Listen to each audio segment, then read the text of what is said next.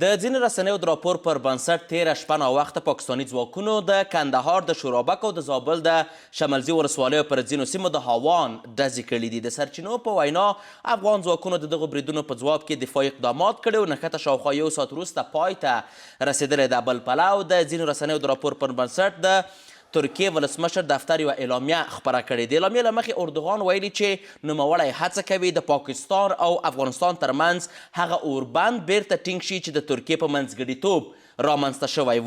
مهمې پوښتنې دلته دا دي چې آیا د پاکستان او افغانستان ترمنځ د اوربند وخت را رسېدلی دی؟ د ترکیې منځګړیتوب څومره اړین دی؟ عزتمند اورېدونکو ستړي مشئ، وخت په خیر انعکاس ته ښه راغلاست.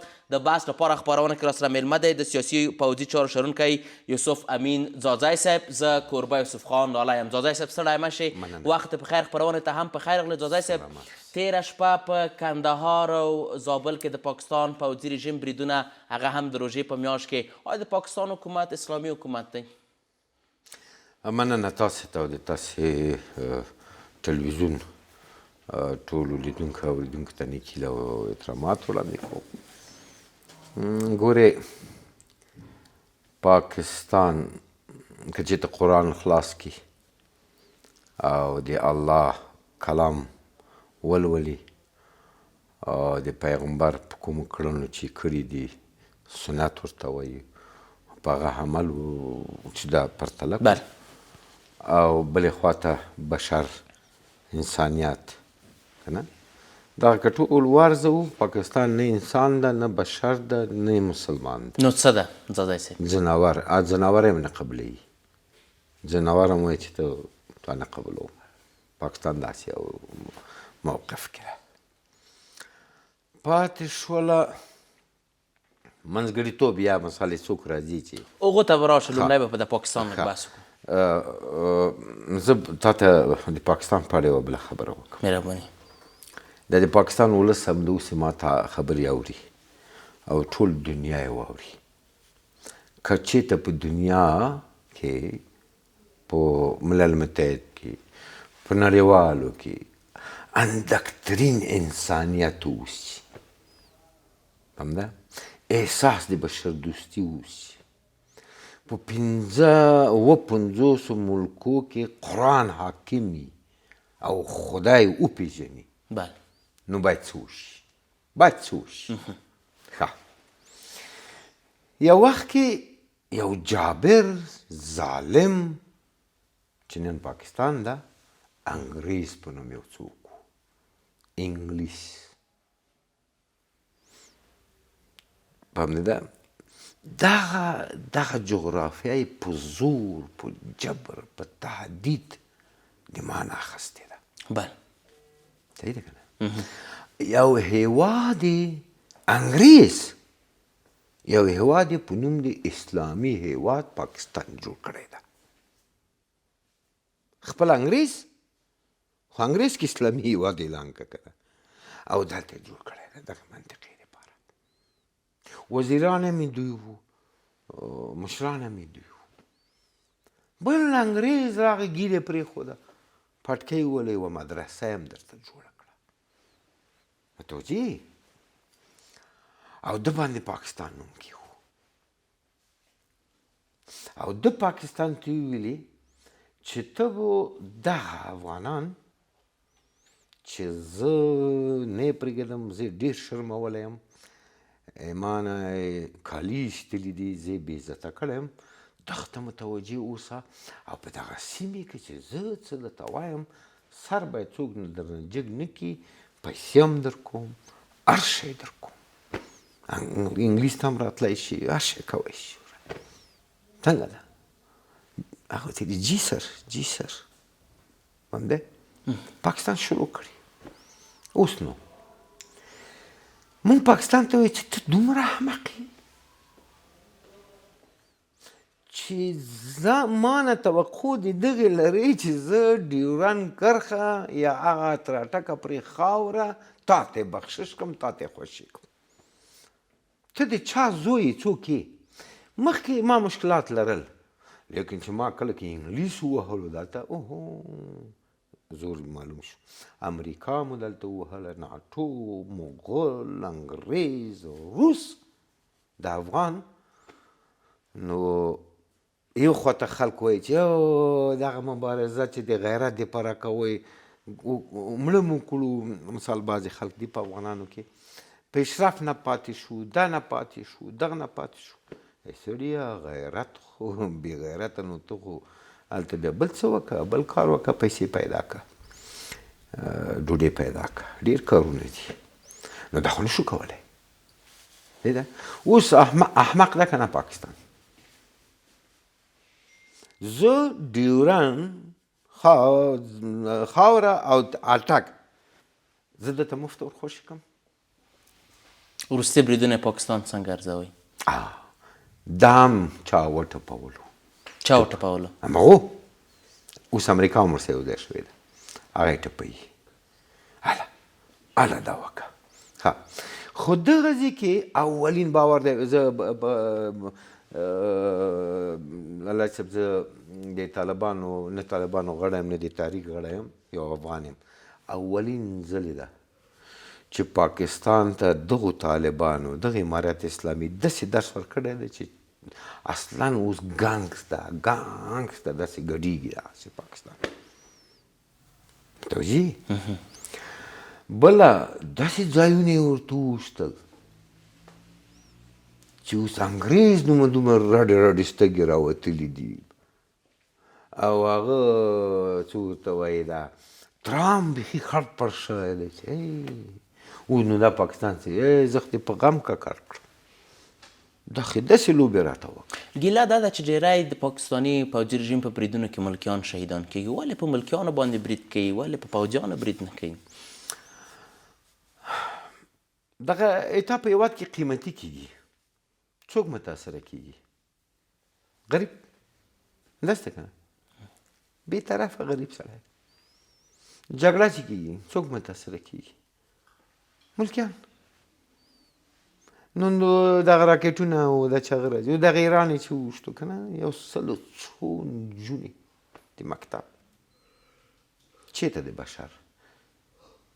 چېرته د حقوق بشر؟ یا د ما ګوره څو دعوې وکړې پاکستان. کابل یې بمبارد کړو دته که نه، او ویې ویلې چې موږ د ټي ټي پي مشر مو دلته وویشتو. رښتیا وه که دروغ وه؟ راته ووایه.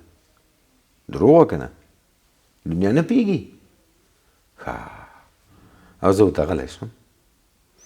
بله ټي ټي پي مو مړه کړل. 14 کسه په ننګرهار کې ماشومان ښځینه ټي ټي پي وه. دروغ وه که نه؟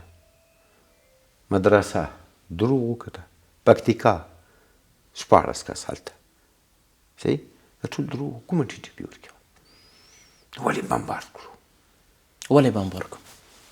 ټپوي ما نه پرېږدي. امریکا او غرب سره د انګریز. اوس ښاغلي اردوغان ویلي چې چمتو دی چې په ټوله کې د دواړو ترمنځ ثالث بالخیر شي یا منځګړیتوب ترسره کړي، یا همغه د ترکیې مذاکرات چې یو ځل درېدلي و یو ځل بیا هغو ته ادامه ورکړي. په ترکیې باندې څومره اعتبار کېدلی شي په یو داسې درېیمګړي هېواد په توګه چې پاکستان سره هم پخوا ښې ډیپلوماټیکې اړیکې لري؟ ګوره که چې د دعوه حقیقي دعوه د اسلام دین وي، وایي چې زه مسلمان یم او د انسانیت بشر دوستي وي، ولې نشي کولی؟ ولې نشي کولی؟ 50 ملکه د اسلامي د کینی قرآن د خلاص کی، صحیح دی که نه؟ حدیث د خلاص کی، بحث د پوه کی، که زه ملامت افغان لوري بیا د همغه پاکستان سره 50 ملکه دې ودرېږي، الله یې وایي، پیغمبر یې وایي، د همغه پاکستان سره دې ودرېږي، بیا دې د افغانستان په ضد د ټول باید یو ځای شي. او که پاکستان ملامتي خو بیا دا کار ده وکړي که نه. ترکیه څنګه ارزوئ؟ ترکیې ته من دا خبره کوم. ترکیه نیت څنګه بولي د افغانستان په اړه باندې منځګړیتوب؟ زه نیت څه کوم وروره، هر شي نیت چې لري. اوس غږ جګ کړی ده، غږ یې جګ کړی ده. پخوا یې هم جګ کړی، مذاکرات ناکامه شول. اوس نه مذاکرات نه چلېږي دلته. مذاکرات راسه کوي څه شي؟ اوربن چې ولې وکم؟ افغانان باید ورباندې تجاوز ما کړی؟ نه، قطعا نه. مرمۍ د خلاص شوې په شګې وله. شګه څه ده؟ په دغې وله. ولې ورباندې وکم؟ چې وکم؟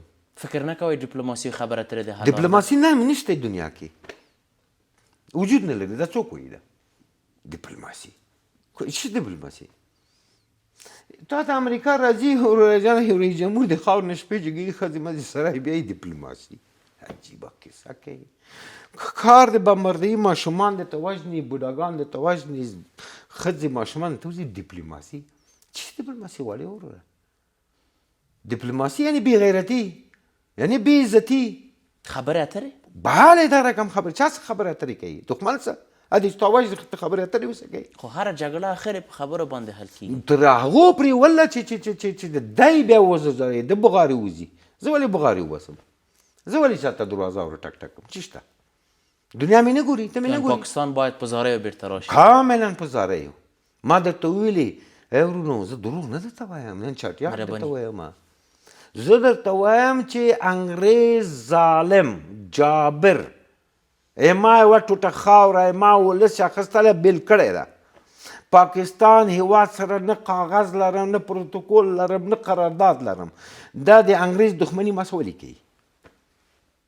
اوس یو خواته انګریز ده، بل خواته غرب ده، بل خواته مسلمانان دي. دغه بې غیرته مسلمانان دي چیرته دي؟ اردوغان یې ورسره قرآن نه خلاص کړي که نه؟ کفر و دلته دا کار وکړو. مسلمان څه باید وکړي؟ وظیفه د الله څه ویلي دي مسلمان ته؟ انسانیت څه حکم کوي؟ بشریت څه حکم کوي؟ ملګرو ملتونو سازمان رول څنګه بولئ چې حداقل یو مداخله یې کړې وای، یو زغرده بیانیه یې ورکړې وای، د سرمنشي مرستیال راغلی وای، سروې کړې وای، په ټوله کې څه روان دي دواړو هیوادونو ترمنځ؟ اصلا احوال نه اخلي. ملل متحد داسې نه ده. ګوره مخ د تو چې نظام هم اسلامي نظامونه د منځه لاړ دي، ارزښت نه ورکوي، ځکه بې غیرتي زیاته شوې ده. الله خدای نه څوک نه ډارېږي، دلته نور خدایان دي. پوه شوې؟ پنجاب اوس خدایي دعوه کوي. ترامپ په منځه کې پسر خدای ده اوس، نعوذ بالله. روس دا خدایان دي، هغه څوک نه پېژني، هغه څوک نه ډارېږي. بشریت، انسانیت، ولا بشر یم ولا بشر یم ولا انسانیت، انساني ټولنه ده، نړیواله ټولنه جوړه شوه، ټول یو نظم دی، دغه بشر دپاره جوړ شول. ړانده دي. په 15 کالو کې څه کېږي؟ زه د نړیوالو ټولنو اعضاو سره د ډېرو خلکو سره په دغه دومره عمر کې او بیا دغه 20 کالو کې ډېر ناست یم، خبرې مې ورسره کړي دي چې تاسو ړانده یې؟ همداسې مې ورته ته ړوند یې؟ او ما ته ویل شوي دي چې موږ والا مجبوریتونه لرو. د ملګرو ملتونو لخوا؟ کاملا کاملا. د ملګرو ملتونو مجبوریت څه دی؟ داسې د دې منځه کې خدایان پیسې نه ورکوي، ډوډۍ نه ورکوي، ډوډۍ په قطع کې، پیسې په قطع کې. همدا د غټ غټ معاشونه دا د دومره د مفتي دي، دا خو څوک ورکوي؟ فکر ده. زه دا وایم چې ورونو عزیزانو، مو حاضر یو اردوغان کور یا باد غږ یې کړی ده، د تاسې د برنامې په هغه طریقه ورته وایو چې وروره ته اول مسلمان یې که نه یې؟ ته اول دا ماته ووایه. که وایي چې شکر الحمدلله زه مسلمان یم، زه ورته وایم چې ته خدای مني که نه یې؟ منه وایي چې وایم پیغمبر مني که نه؟ قرآن مني که نه؟ او د قرآن پیغمبر خدای چې څه حکم درته کوي د افغانستان د پاکستان په اړه هماغه کار وکړه. یک تحلیل بر این است آقای زازای که میگن حمله اسرائیل بر ایران و پاکستان بر افغانستان همزمان و هماهنگ شده است. چی تحلیل میکنید؟ ببینین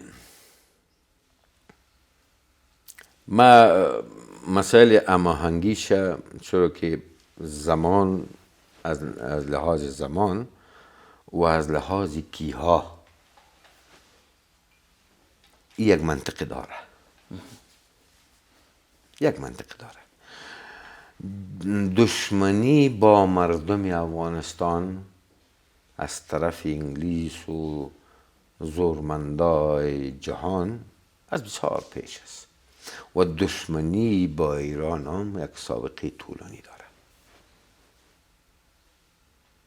و هم یک کشور اسلامی و ما هم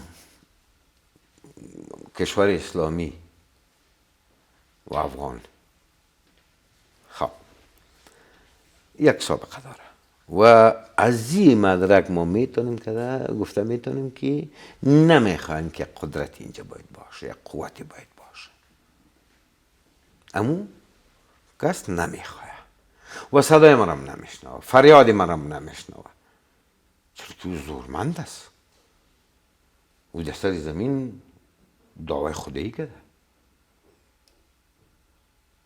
در مقابل رقم آدم یا یک کشور یا هر کسی که باشه خداوند چی میگه اگه وایس مسلمان چی حکم داره تا کجاست امی حکومت امی 57 مملکت اسلامی آیت الله خامنه ای ترور شد در ایران آیا جمهوری اسلامی باقی میمانه؟ بله چگونه قدر با اطمینان میگین؟ نفهمیدم اینقدر با اطمینان چگونه میگین؟ اون یک ملت است شما چی میگین؟ یک دو تا نیشه پودری آمد یک دو دبه هم ملت از بین برد اشتباه است اشتباه ما امریکا را میپذیرم که تکه تکه میشه عقل منطق میپذیره لیکن ایران نه شما آقای نظامی هم هستین جنگ ایران اسرائیل امریکا را تا چند روز دیگه پیش بینی میکنین ترامپ گفته چه رفت از کدام منطق گفته چه رفته نمیفهم من نمیفهم ایران مشکلات خود داره یگانه ملکی در کشورهای اسلامی است که گفته که من امریکا را نابود میکنم متوجه استی؟ یگانه ملکی است گفته که من اسرائیل نابود میکنم متوجه استی؟ کدام نره دیگه پیدا شده این منطقه بگفته باشه هست؟ پس این مذاق نیست و این دروغ هم نیست و یک ملت داره جمهوری اسلامی باقی میمانه جمهوری اسلامی ایران او پنجاب نیست متوجه او پنجاب نیست او امریکایی نیست او نیشه های پودری هایی که در اروپا هست میگرده او نیست مردم با جمهوری اسلامی هستن مردم ایران بله بله مشکلی که حکومت های ایران داره او با موضوع بحث دیگه است که ما همیشه انتقاد کردیم چرا از مردمتون نمیشنوید چرا نمیشنوید متوجه هستی بشتن که مردم خود تماس بگیریم قناعت بدیشونه مشکلاتشون حل کنید این یگانه مشکلشون است یوسف امین زاده که یو پیغام لري د مارشال آسمونی لپاره څه به د یو افغان په صفت څه به هغه ما سیال نه ده چې زه دغه پیغام ورکوم هغه په سړی کې زه شمارم نه زه پیغام دغه ورکوم په ټوله کې مشرتابه ته د پاکستان کې څه وایي ادي سړي زمن نه بولم ما مخکې توی چې نه انسانان دي نه بشر ده نه مسلمانان دي ځناور هم نه مني نو زه چې پیغام ورکوم ورته زه پیغام نه لرم یوسف امین زاده هیڅ پیغام نه لري ورته هیڅ پیغام نه لرم او دوی ته مې دومره وایم چې دررسیږو انشاءالله چیرته کورو دروازې شاته او د افغانانو لپاره که یو پیغام ولري حوصله وکړئ صبر وکړئ د دنیا په میړانه خوړل کېږي متوجه او خیر که ډوډۍ نه لرو او لرو ډوډۍ هم لرو داسې نه ده وچه ډوډۍ خو پیدا شي افغانانو ته صرف داسې وایم په یو کور کې چې وچه ډوډۍ او کچالو پیدا شو هغه کې نیستي نشته پلونه به نه وي هغه به نه وي چرګې به نه وي بادام پسته به نه وي وچه ډوډۍ لرو کچالو به هم پیدا کړو دا لرو همت وکړئ او حکومت ته وایم خلک دې خوشحاله کړه خلک رانه خفه دي ډېره زیاته مننه د سیاسي او پوځي چارو کارپوه ښاغلی یوسف امین ځاځی صاحب په خپرونه کې ستاسو له حضور څخه نړۍ منندوی یم. مننه له وخت څخه مو. عزتمند اورېدونکو ستاسو څخه هم نړۍ مننه. تر بل انعکاسه په الله پاک مو سپارم. ښې چارې.